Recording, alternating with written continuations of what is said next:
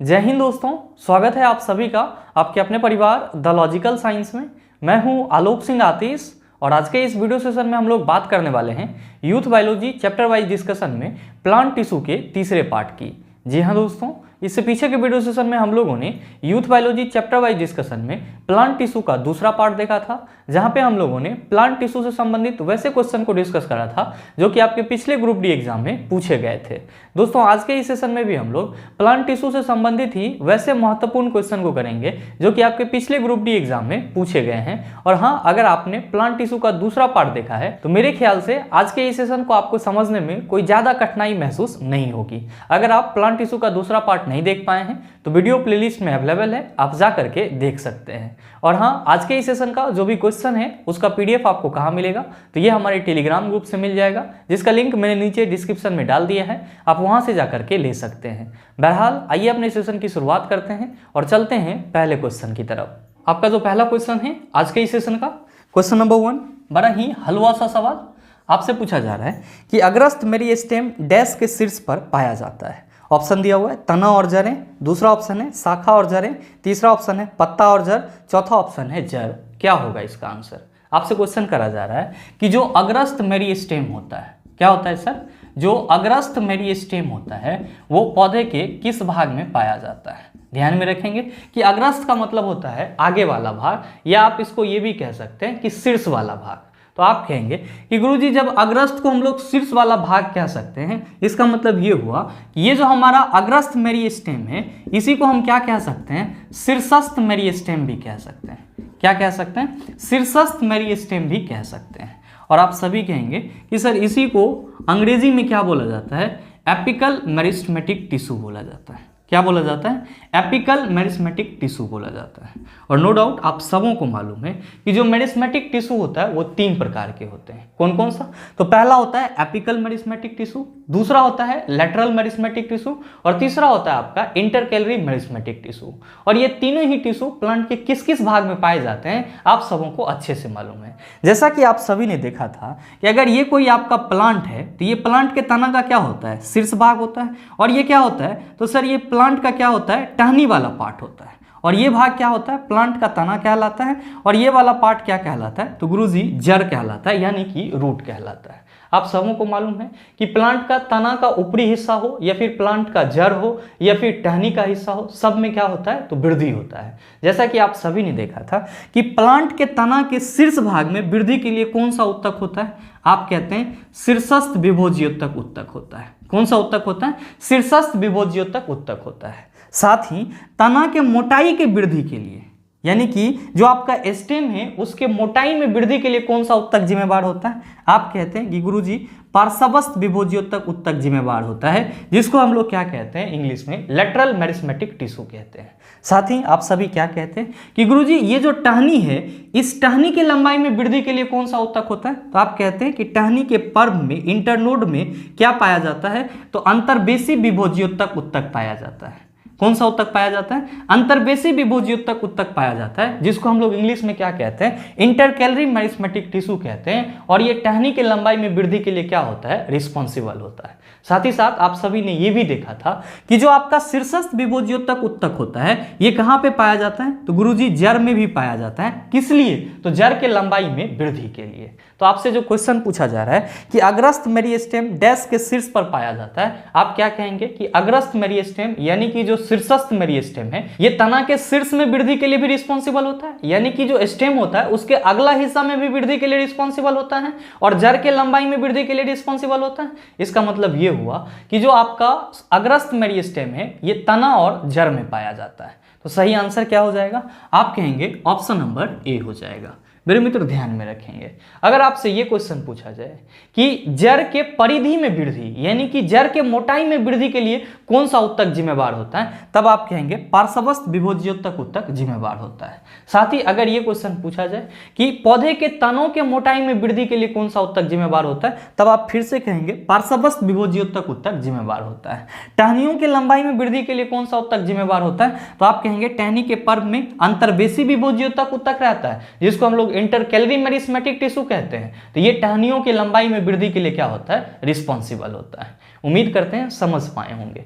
चलते हैं अगले क्वेश्चन की तरफ। आपका जो अगला क्वेश्चन है, क्वेश्चन नंबर 2, बड़ा ही आसान सा सवाल, ये भी आपसे पूछा जा रहा है कि कौन सा उत्तक पौधों के प्रकाश संश्लेषक हिस्सों से सामग्री के परिवहन में मदद करता है। ऑप्शन दिया हुआ है फ्लोएम, दूसरा ऑप्शन है जाइलम वाहिकाएं, तीसरा ऑप्शन है भरण उत्तक, चौथा ऑप्शन है विभोज्योत्तक उत्तक। क्या होगा इसका आंसर? आपसे क्वेश्चन करा जा रहा है कि पौधों में प्रकाश संश्लेषक हिस्सों से सामग्री का परिवहन किस उत्तक के द्वारा किया जाता है। आप सभी कहेंगे कि गुरुजी हम ये तो समझ पा रहे हैं कि प्रकाश संश्लेषण क्या होता है। आप सभी क्या कहते हैं कि प्रकाश संश्लेषण के द्वारा पौधा जो है वो अपना भोजन तैयार करता है, लेकिन ये बताओ कि प्रकाश संश्लेषक हिस्सा क्या होता है। तो मेरे मित्र ध्यान में रखेंगे कि पौधे में जहाँ पे प्रकाश संश्लेषण की प्रक्रिया संपन्न होती है, पौधे में जहाँ फोटोसिंथेसिस की प्रक्रिया होती है, उसी जगह को क्या बोला जाता है? प्रकाश संश्लेषक हिस्सा बोला जाता है। और आप सभी क्या कहते हैं कि गुरुजी पौधे का जो पत्ती होता है यानी कि लीफ होता है वो क्या होता है सर? तो प्रकाश संश्लेषक हिस्सा होता है। नो डाउट आप सबों को मालूम है कि पौधे में प्रकाश संश्लेषण की प्रक्रिया के दौरान कौन कौन सा सामग्री बनता है। तो आप कहते हैं कि गुरुजी ग्लूकोज बनता है। क्या बनता है? ग्लूकोज, जिसको हम लोग क्या कहते हैं? शर्करा भी कहते हैं। साथ ही साथ क्या रिलीज होता है? आप कहते हैं कि ऑक्सीजन रिलीज होता है। और क्या बनता है? तो आप कहते हैं जल बनता है। और जैसा कि आप सबों को मालूम है कि पौधा भोज्य पदार्थ के रूप में इन तीनों उत्पाद में से किसका यूज करता है? आप सभी कहते हैं ग्लूकोज का यूज करता है। तो आपसे क्वेश्चन पूछा जा रहा है कि पौधे के प्रकाश संश्लेषक हिस्से में जो प्रकाश संश्लेषण क्रिया के उपरांत ये शर्करा बनता है, ये शर्करा पौधे के पत्ती से पौधे के हर एक भाग में किस उत्तक के द्वारा पहुंचता है, ये चीज आपको बताना है। आप सभी कहेंगे कि गुरुजी ये जो शर्करा पौधे के हर एक भाग में पहुंचेगा वो किसके थ्रू पहुंचेगा? आप कहेंगे कि संवहन उत्तक के थ्रू पहुंचेगा। किसके थ्रू पहुंचेगा? तो पादप का जो संवहन उत्तक होगा उसके थ्रू पहुंचेगा। और नो डाउट आप सभी समझ पा रहे होंगे कि इसी को हम लोग इंग्लिश में क्या कहते हैं? गुरुजी इसी को हम लोग इंग्लिश में कंडक्टिंग टिश्यू कहते हैं या फिर वेस्कुलर टिश्यू कहते हैं।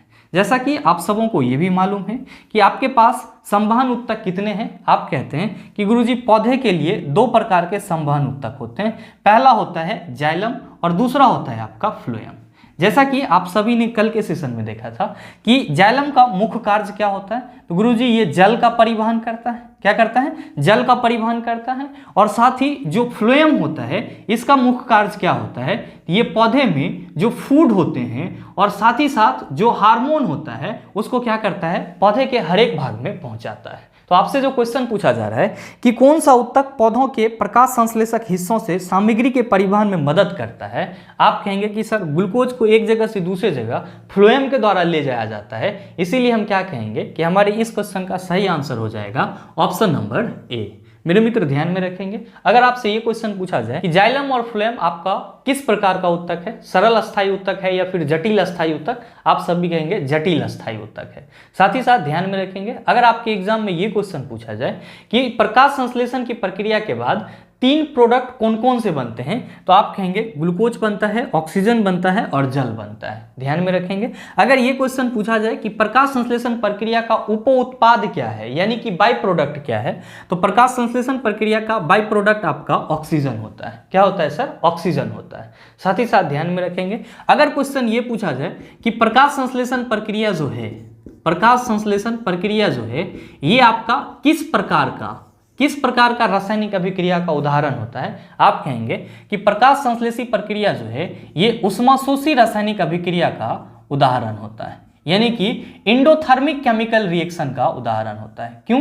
क्योंकि प्रकाश संश्लेषण की प्रक्रिया को होने के लिए किसकी जरूरत होती है? तो गुरुजी सोलर एनर्जी की जरूरत होती है, जिससे उसको क्या मिलता है? तो सोलर हीट मिलता है, यानी कि सौर ऊष्मा मिलता है। साथ ही आप सभी कहेंगे कि सर हमारे ऑप्शन में जाइलम वाहिकाएं दिया हुआ है। नो डाउट आप सभी समझ रहे होंगे कि जाइलम वाहिकाएं कहाँ पे रहती हैं, आप कहेंगे सर जाइलम उत्तक में रहती है। आप कहेंगे सर हमारे तीसरे ऑप्शन में भरण उत्तक भी दिया हुआ है। तो ध्यान में रखिएगा कि पौधे का जो संवहन उत्तक होता है और जो पौधे का बाह्य त्वचा वाला हिस्सा होता है, इन दोनों ही एरिया को छोड़ करके बाकी पौधे का जितना भी भाग होता है वो सभी के सभी किससे बना होता है? तो गुरुजी भरण उत्तक से बना होता है। ध्यान में रखिएगा कि भरण उत्तक को हम लोग क्या कहते हैं इंग्लिश में? तो गुरुजी इसको हम लोग इंग्लिश में फिलिंग टिश्यू कहते हैं। क्या कहते हैं? Filling tissue. और क्या कहेंगे आप सभी कि पौधे के बाह्य त्वचा और संवहन उत्तक को छोड़ करके पौधे का जो मुख्य भाग होता है वो किस उत्तक से बना होता है? भरण उत्तक से बना होता है। अब आपके मन में चल रहा होगा कि गुरुजी ये फिलिंग टिश्यू कौन कौन सा है, तो ध्यान में रखेंगे कि आपके पास जितने भी सरल अस्थायी उत्तक हैं, आपके पास जितने भी सिंपल परमानेंट टिश्यू हैं, यानी कि जो आपका पेरेनकाइमा है, एस्केलेनकाइमा है, कोलेनकाइमा है, ये सब के सब क्या कहलाते हैं, तो पौधे का भरण उत्तक कहलाता है, यानी कि फिलिंग टिश्यू कहलाता है।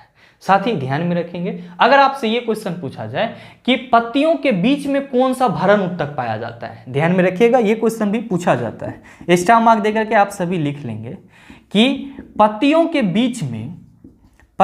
बीच में पाए जाने वाले भरण उत्तक कौन से हैं, पाए जाने वाले भरण उत्तक कौन से हैं, यहां पे जाने वाले लिख लेंगे, थोड़ा सा जाने वाले भरण उत्तक कौन से हैं, तो आप कहेंगे मीजोफिल।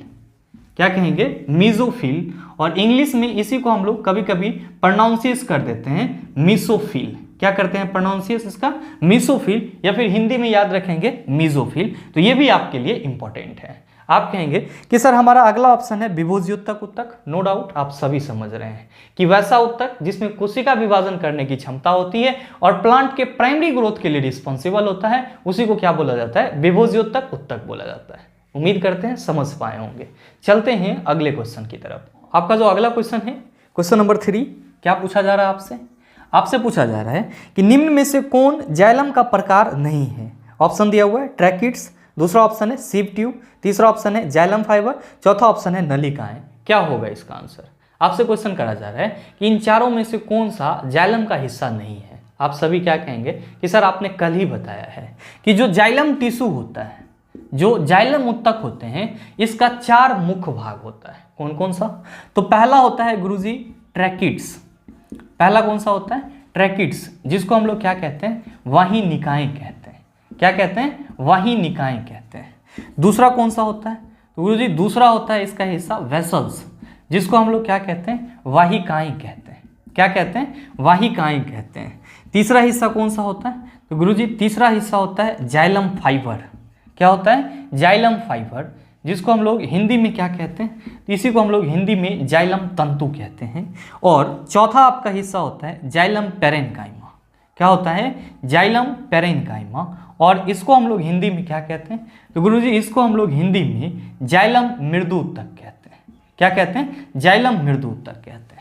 आपसे क्वेश्चन क्या करा जा रहा है? क्वेश्चन करा जा रहा है कि निम्न में से कौन जाइलम का प्रकार नहीं है। पहला ऑप्शन है ट्रैकिड्स, आप कहेंगे सर ये तो जाइलम में होता है। आपका दूसरा ऑप्शन है सीव ट्यूब, आप कहेंगे सर इतना में से आपने कहीं पे भी सीव ट्यूब का चर्चा नहीं करा है, यानी कि सीव ट्यूब जो है वो जाइलम का हिस्सा नहीं है। आपका तीसरा ऑप्शन है जाइलम फाइबर, आप कहेंगे सर अभी जस्ट आपने लिखा है। और चौथा ऑप्शन है सर नलिकाएं, तो हम लोग वाहिकाएं को ही क्या कहते हैं, नलिकाएं भी कहते हैं, यानी कि वेसल्स का मतलब नलिकाएं भी होता है। तो आप सभी क्या कहेंगे कि सर हमारे इस क्वेश्चन का सही आंसर ऑप्शन नंबर बी हो जाएगा। ध्यान में रखिएगा कि आपका जो सीव ट्यूब है, जो आपके ऑप्शन में सीव ट्यूब है और आपके इस क्वेश्चन का सही आंसर है, इसका हिंदी क्या होता है, तो गुरुजी इसका हिंदी होता है चालनी नलिकाएं। मैंने आपको ये भी कल बताया है। और चालनी नलिकाएं कहाँ पे पाई जाती है?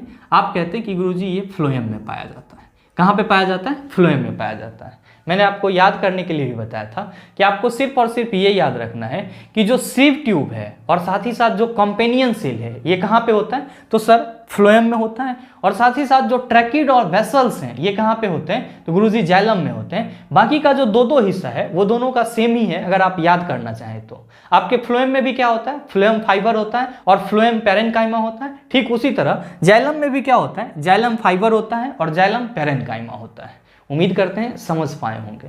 चलते हैं अगले क्वेश्चन की तरफ। आपका जो अगला क्वेश्चन है, क्वेश्चन नंबर 4, क्या पूछा जा रहा है आपसे? आपसे पूछा जा रहा है कि रेगिस्तानी पौधों की बाह्य त्वचा में डैश की एक मोटी मोमी परत होती है। ऑप्शन दिया हुआ है पेक्टिन, दूसरा ऑप्शन है क्यूटीन, तीसरा ऑप्शन है सेलुलोज, चौथा ऑप्शन है लिग्निन। क्या होगा इसका आंसर? आपसे क्वेश्चन करा जा रहा है कि जो रेगिस्तानी पौधे होते हैं उसके बाह्य त्वचा एपिडर्मिस में डैश का एक मोटी मोम जैसा परत होता है। मैंने आपको कल के सेशन में भी बताया था कि जो शुष्क इलाके वाले पौधे होते हैं उसके ऊपरी त्वचा पे क्या होता है, या ऊपरी एपिडर्मिस में कोशिकाओं का एक लेयर होता है, जिसको हम लोग क्या कहते हैं, क्यूटिकल कहते हैं। क्या कहते हैं? क्यूटिकल कहते हैं। और आप सभी क्या कहते हैं कि गुरुजी ये जो एपिडर्मिस कोशिकाओं का एक लेयर क्यूटिकल कहलाता है, इसका मेन काम होता है जल हानि को रोकना। ये क्या करता है? तो रेगिस्तानी पौधे में जल हानि को रोकता है। ध्यान में रखिएगा कि इस क्यूटिकल के ऊपर में क्या होता है? एक मोम जैसा पदार्थ होता है। क्यूटिकल के ऊपर में क्या होता है? मोम जैसा पदार्थ होता है और उसको हम लोग क्या कहते हैं? तो गुरुजी इसको हम लोग क्यूटीन कहते हैं। क्या कहते हैं? क्यूटीन कहते हैं। और ये क्या करता है? तो प्लांट में वाटर लॉस को रोकता है। यानी कि जितने भी आपका रेगिस्तानी पौधे होते हैं उसके बाहरी एपिडर्मिस में जो मोम जैसी मोटी लेयर होती है क्यूटिकल में, वो किस चीज का होता है? तो गुरुजी क्यूटीन का होता है। तो आप बताइए सही आंसर क्या हो जाएगा? आप सभी कहेंगे सर ऑप्शन नंबर बी हो जाएगा। ध्यान में रखेंगे कि ये क्यूटीन क्या है, तो आप सभी याद रखेंगे कि ये आपका एक केमिकल मटेरियल है। क्या है? केमिकल मटेरियल है। और आपके एग्जाम में कभी कभी यहां से एक और क्वेश्चन पूछ लिया जाता है कि निम्नलिखित में से पौधे में जल प्रतिरोधी के रूप में कौन कार्य करता है? तो आप क्या कहेंगे कि पौधे में जल प्रतिरोधी के रूप में क्यूटीन कार्य करता है। आप कहेंगे कि सर हमारे ऑप्शन में पेक्टिन भी दिया हुआ है और सेलुलोज भी दिया हुआ है। तो आपने कल के सेशन में देखा था कि स्थूल कोण उत्तक की जो आपका किनारे वाला भाग होता है वहां पे उसकी कोशिकाएं मोटी दिखती है। किस लिए? क्योंकि सर वहां पे सेलुलोज और पेक्टिन जमा रहता है। आप कहेंगे सर ऑप्शन में लिग्निन भी है। ये भी आपको अच्छे से मालूम होगा कि जो दृढ़ उत्तक की कोशिकाएं होती है वो बहुत ज्यादा कठोर और मोटी होती है। किसके उपस्थिति के चलते? तो लिग्निन के उपस्थिति के चलते। लिग्निन क्या है? ये भी एक प्रकार का रासायनिक पदार्थ है जो कोशिकाओं को क्या करता है? सीमेंट जैसी कठोरता प्रदान करता है। उम्मीद करते हैं समझ पाए होंगे। चलते हैं अगले क्वेश्चन की तरफ। आपका जो अगला क्वेश्चन है, क्वेश्चन नंबर 5, क्या पूछा जा रहा है? आपसे पूछा जा रहा है कि पौधों में डैश नामक उत्तक के कारण लचीलापन होता है। ऑप्शन दिया हुआ है कॉलेनकाइमा, दूसरा ऑप्शन है पेरेनकाइमा, तीसरा ऑप्शन है एस्केलेनकाइमा और चौथा ऑप्शन है क्लोरेनकाइमा। क्या होगा इसका आंसर? आपसे क्वेश्चन करा जा रहा है कि पौधों में डैश नामक उत्तक के चलते लचीलापन होता है। आपको मैंने कल के सेशन में बताया है कि पौधे में बिना टूटे हुए लचीलापन कौन सा उत्तक लाता है? आप सभी कहेंगे कि गुरुजी कॉलेनकाइमा लाता है। कौन सा उत्तक लाता है? कॉलेनकाइमा लाता है। और इसी को हम लोग हिंदी में क्या कहते हैं? इसी को हम लोग हिंदी में स्थूल कोण उत्तक कहते हैं। क्या कहते हैं? स्थूल कोण उत्तक कहते हैं। आपसे जो क्वेश्चन पूछा जा रहा है उसका सीधे सीधे आंसर क्या हो जाएगा? आप सभी कहेंगे सर ऑप्शन नंबर ए हो जाएगा। मेरे मित्र ध्यान में रखेंगे, अगर आपसे ये क्वेश्चन पूछा जाए कि कॉलेनकाइमा में अंतरकोशिकीय स्थान कितना होता है, इंटरसेलुलर स्पेस कितना होता है, तो आप सभी क्या कहेंगे कि कॉलेनकाइमा में इंटरसेलुलर स्पेस जो होता है वो पेरेनकाइमा से कम होता है। अंतरकोशिकीय स्थान क्या होता है? तो पेरेनकाइमा से कम होता है। साथ ही कॉलेनकाइमा आपका कहाँ पे पाया जाता है? कॉलेनकाइमा कहाँ पे पाया जाता है? तो आप क्या कहेंगे कि गुरुजी ये पुष्पवृत्त, कहाँ पे? पुष्पवृत्त और साथ ही साथ जो पर्णवृंत होता है वहां पे पाया जाता है। ये चीज भी आप ध्यान में रखिएगा। साथ ही ध्यान में रखेंगे अगर आपसे ये क्वेश्चन पूछा जाए कि कॉलेनकाइमा का मुख्य फंक्शन क्या होता है प्लांट के लिए, तो आप कहेंगे कि ये प्लांट को यांत्रिक सहायता प्रदान करता है। क्या करता है? यांत्रिक सहायता प्रदान करता है, यानी कि प्लांट को मैकेनिकल सपोर्ट देता है। आप कहेंगे कि सर हमारे ऑप्शन में पेरेनकाइमा भी दिया हुआ है। नो डाउट आप सभी समझ पा रहे होंगे। पेरेनकाइमा, कॉलेनकाइमा और एस्केलेनकाइमा ये क्या है? तो प्लांट के सरल स्थायी उत्तक है। पेरेनकाइमा को हिंदी में क्या कहते हैं? मृदु उत्तक कहते हैं। आप कहेंगे सर अगला ऑप्शन एस्केलेनकाइमा है और इसी को हम लोग क्या कहते हैं? दृढ़ उत्तक कहते हैं। आप कहेंगे सर चौथे ऑप्शन में क्लोरेनकाइमा दिया हुआ है, तो ये क्या है?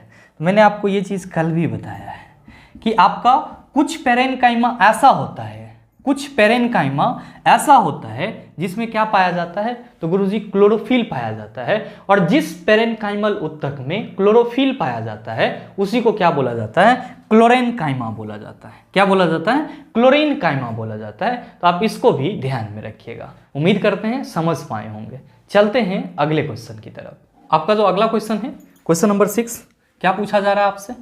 आपसे पूछा जा रहा है कि नारियल की छाल का निर्माण किस उत्तक द्वारा होता है? ऑप्शन दिया हुआ है एरेनकाइमा, दूसरा ऑप्शन है कॉलेनकाइमा, तीसरा ऑप्शन है पेरेनकाइमा, चौथा ऑप्शन है एस्केलेनकाइमा। क्या होगा इसका आंसर?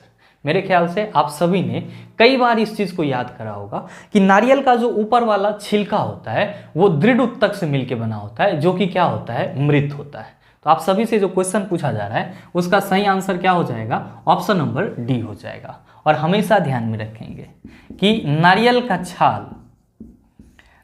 का छाल किस उत्तक से मिलकर बना होता है। आप कहेंगे कि गुरुजी एस्क्लेरेनकाइमा, जिसको हम लोग प्योर हिंदी में क्या कहते हैं, दृढ़ उत्तक कहते हैं, उससे मिलकर बना होता है। दृढ़ उत्तक किस कोशिकाओं से मिलकर बना होता है, मृत कोशिकाओं से मिलकर बना होता है। इसकी कोशिका भित्ति क्या होती है, मोटी होती है। किसके उपस्थिति के चलते, लिग्निन की उपस्थिति के चलते।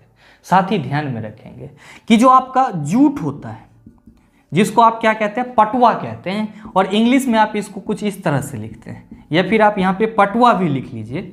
तो आपके पटुआ में भी क्या होता है, तो सर रेशा होता है, और इस रेशा में आपका कौन सा उत्तक होता है, तो यही आपका एस्क्लेरेनकाइमा होता है, यानी कि दृढ़ उत्तक होता है।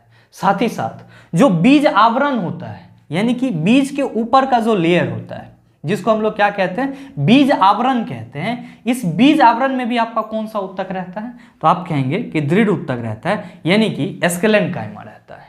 आप कहेंगे कि सर जी हमारे ऑप्शन में एरेनकाइमा भी दिया हुआ है। मेरे मित्र, मैंने आपको कल भी बताया है, एरेनकाइमा को हम लोग हिंदी में क्या कहते हैं, ध्यान में रखिएगा। ये एरेनकाइमा का इंग्लिश प्रोनाउंसिएशन हिंदी में लिखा हुआ है, और इसको हम लोग इंग्लिश स्पेलिंग में कुछ इस तरह से लिखते हैं। और शुद्ध हिंदी में क्या कहते हैं, तो गुरुजी इसी को हम लोग वायुत्तक कहते हैं। और आप सभी ने देखा था कि जो जलीय पौधे होते हैं उसको जल में तैरने के लिए उसके मृदु उत्तक के बीच में कैविटीज पाई जाती है, और इसी को हम लोग क्या कहते हैं, तो सर इसी को हम लोग एरेनकाइमा कहते हैं। यानी कि वैसा जलीय पौधा जिसमें तैरने के लिए गुहिकाएं पाई जाती है, वो गुहिकाएं मृदु उत्तक पेरेनकाइमा के बीच होती है, और उसी को क्या बोला जाता है, एरेनकाइमा, यानी कि वायुत्तक बोला जाता है। उम्मीद करते हैं समझ पाए होंगे।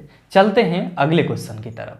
आपका जो अगला क्वेश्चन है, क्वेश्चन नंबर 7, क्या पूछा जा रहा है, बड़ा ही हलवा सा सवाल ये भी आपसे करा जा रहा है कि किस प्रकार का उत्तक नारियल का भूसी बनाता है। ऑप्शन दिया हुआ है कोलेनकाइमस, दूसरा ऑप्शन है पेरेनकाइमस, तीसरा ऑप्शन है एस्क्लेरेनकाइमेटस फाइबर, और चौथा ऑप्शन है आपका फ्लोएम पेरेनकाइमा। क्या होगा इसका आंसर।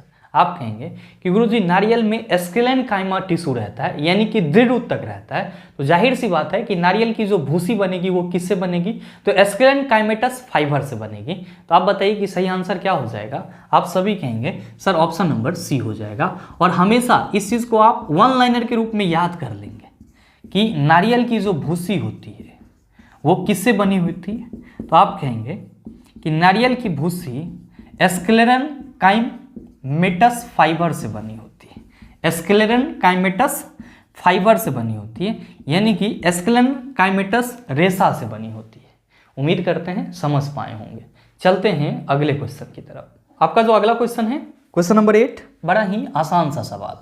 आपसे पूछा जा रहा है कि डैश उत्तक की कोशिकाएं बहुत सक्रिय होती है, इनमें घने कोशिका द्रव, साइटोप्लाज्म, पतली कोशिका रस भित्तियां, मुख नाभिक और कम रिक्तिकाएं होती है। आपको ऑप्शन दिया हुआ है विभोजी उत्तक, जिसको हम लोग इंग्लिश में मेरिस्टेमेटिक कहते हैं। दूसरा ऑप्शन है स्थूल कोण उत्तक, जिसको इंग्लिश में कोलेनकाइमा बोला जाता है। तीसरा ऑप्शन है मृदु उत्तक, जिसको इंग्लिश में पेरेनकाइमा बोला जाता है। और चौथा ऑप्शन है दृढ़ उत्तक, जिसको इंग्लिश में एस्क्लेरेनकाइमा बोला जाता है। आपसे क्वेश्चन पूछा जा रहा है कि इन चारों ऑप्शन में से कौन से उत्तक का जो कोशिका होता है वो बहुत ज़्यादा एक्टिव होता है, यानी कि सक्रिय होता है। साथ ही साथ उसमें क्या रहता है, तो कोशिका रस रहता है, और उसकी जो कोशिका भित्ति होती है वो पतली होती है, और फिर इसमें इंटरसेलुलर स्पेस, यानी कि इसमें जो अंतर कोशिकीय स्थान होता है वो बहुत कम होता है। आप कहेंगे सर इतना चीज़ कैसे याद रहेगा। तो मेरे मित्र आप ये बताइए कि आप अभी जॉब का तैयारी कर रहे हैं, और जो जॉब पहले से प्राप्त कर चुका है, तो आप में और जिसके पास अभी जॉब है उस दोनों में क्या अंतर होगा, या दोनों में से ज़्यादा एक्टिव कौन होंगे। तो आप कहेंगे कि गुरुजी जिसको जॉब हो गया होगा तो उसको तो पैसा आ रहा होगा, वो तो अपना काम कर रहा होगा, भाई अब ड्यूटी ही जाना है तो जाएंगे। लेकिन हम लोग को तो अभी जॉब हुआ नहीं है, तो हम लोग क्या करेंगे कि जॉब को पाने के लिए उससे ज़्यादा एक्टिव रहेंगे, अपने पढ़ाई पे एक्टिव रहेंगे। मेरे मित्र ध्यान में रखेंगे कि जो चीज़ अस्थायी हो जाता है उसकी सक्रियता धीरे धीरे क्या होती है, घटना शुरू हो जाती है, और जो अस्थायी नहीं होता है उसकी सक्रियता क्या होती है, तो अस्थायी चीज़ से ज़्यादा होती है। आप कहेंगे कि सर हमारे ऑप्शन में जो विभोज्योतक उत्तक है, मेरिस्मेटिक टिश्यू है, तो हम सबों को मालूम है कि जो मेरिस्मेटिक टिश्यू होता है इसमें कोशिका विभाजन करने की क्षमता होती है, और ये भी क्या चाहता है, हम अस्थायी हो जाए। कब अस्थायी होगा, तो जब इसमें कोशिका विभाजन करने की क्षमता घट जाएगी। यानी कि मेरिस्मेटिक टिश्यू में जब कोशिका विभाजन करने की क्षमता घट जाएगी तब वो आपका किस में बदल जाएगा, तो गुरुजी ये परमानेंट टिश्यू में बदल जाएगा, यानी कि अस्थायी उत्तक में बदल जाएगा। और जब ये अस्थायी उत्तक में बदलेगा तो सर जाहिर सी बात है कि इसकी जो सक्रियता होगी कोशिकाओं की वो भी क्या हो जाएगा, घट जाएगा। आप कहेंगे कि सर इसका मतलब ये हुआ कि हमारा जो ऑप्शन स्थूल कोण उत्तक, मृदु उत्तक और दृढ़ उत्तक दिया हुआ है, हम सबों को मालूम है कि ये सरल अस्थायी उत्तक है। तो ये चीज तो पहले से ही क्लियर हो गया कि जितने भी सरल अस्थायी उत्तक होंगे या फिर जटिल अस्थायी उत्तक होंगे उनकी कोशिकाओं की सक्रियता क्या होगी सर, कम होगी, जबकि जो विभोज्योतक उत्तक होगा उसकी कोशिकाओं की सक्रियता क्या होगी, ज्यादा होगी। तो अब आप बताइए कि आपकी इस क्वेश्चन का सही आंसर क्या हो जाएगा। आप सभी कहेंगे सर ऑप्शन नंबर ए हो जाएगा। मेरे मित्र आप सभी ध्यान में रखेंगे, क्या ध्यान में रखेंगे कि जो आपका विभोज्योतक उत्तक होता है, जो आपका विभोज्योतक उत्तक होता है, जिसको आप इंग्लिश में क्या कहते हैं, तो गुरुजी इसको आप इंग्लिश में मेरिस्मेटिक टिश्यू कहते हैं। क्या कहते हैं, मेरिस्मेटिक टिश्यू कहते हैं। तो पहला चीज तो आपको ये ध्यान में रखना है कि इसकी कोशिका भित्ति पतली होती है। इसकी कोशिका भित्ति क्या होती है, पतली होती है। साथ ही साथ इसमें इंटरसेलुलर स्पेस यानी कि अंतर कोशिकीय स्थान बहुत ही कम होता है। और सबसे अहम चीज कि इसकी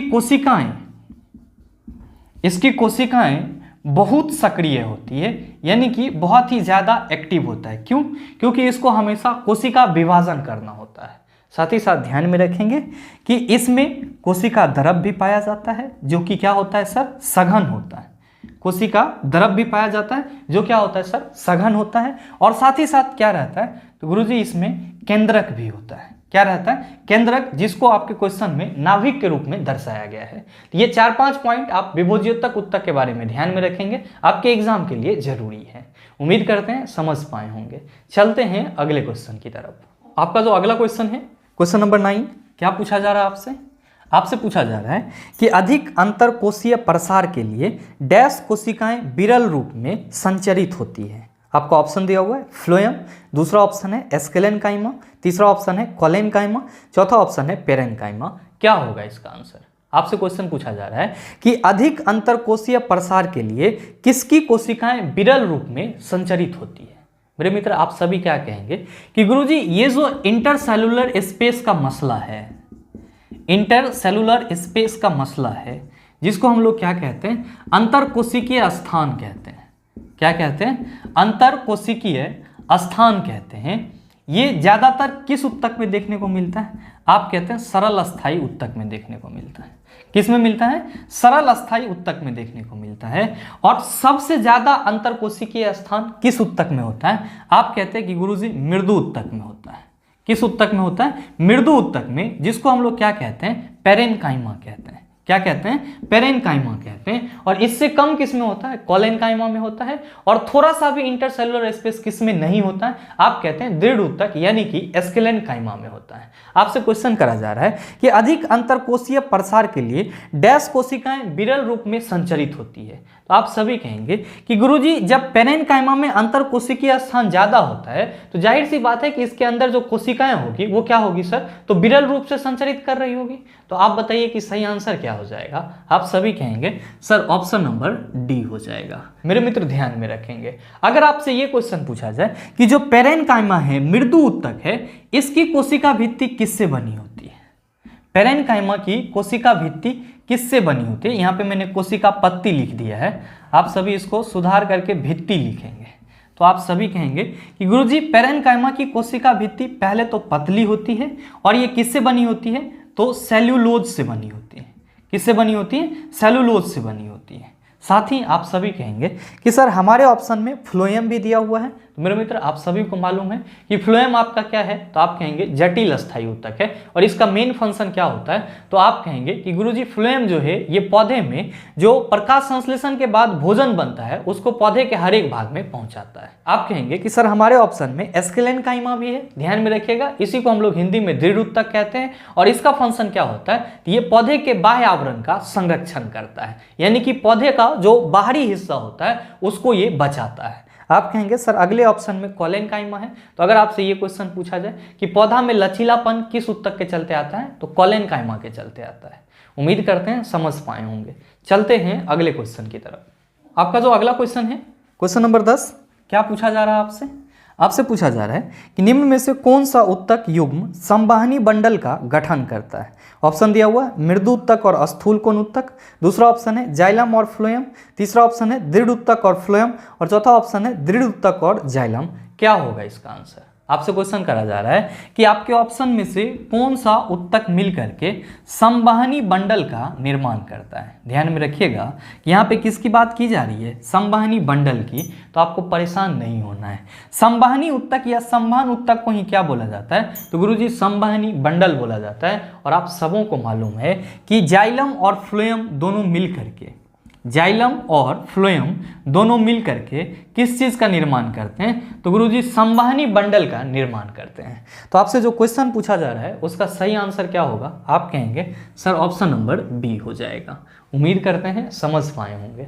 चलते हैं अगले क्वेश्चन की तरफ। आपका जो अगला क्वेश्चन है, क्वेश्चन नंबर 11, आपसे क्या पूछा जा रहा है? आपसे पूछा जा रहा है कि वृक्षों में सामग्री के परिवहन में सहायक ऊतकों को क्या कहा जाता है। ऑप्शन दिया हुआ है भरण ऊतक, दूसरा ऑप्शन है संवहनी ऊतक, तीसरा ऑप्शन है त्वचीय ऊतक, चौथा ऑप्शन है विभोज्योतक ऊतक। क्या होगा इसका आंसर? आपसे क्वेश्चन पूछा जा रहा है कि वृक्षों में सामग्री परिवहन के लिए कौन सा ऊतक सहायक होता है। मैंने आपको इतना कंसेप्ट दे दिया है कि मेरे ख्याल से आप सभी इस क्वेश्चन का सही आंसर क्या होगा उसका जवाब नीचे कमेंट करके बता सकते हैं। इस क्वेश्चन का आंसर मैं आप सबों के ऊपर छोड़ता हूं।